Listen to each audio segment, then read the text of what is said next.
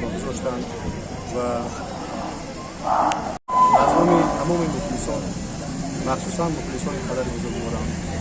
بیش از همه مهربانی خودمان را به اساسگزار صلح و وحدت ملی، پیشوای ملت وزیر کشور محترم امامعلی رحمان می‌رسانیم که چنین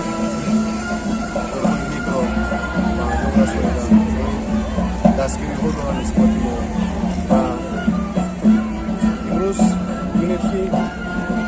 خاندانی نیست که در آنجا صدای پدر بزرگوار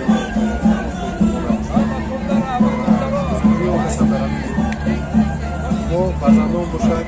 دوام دهنده این کسب و کار هستیم و دوام دهنده این مکتب کاری هستیم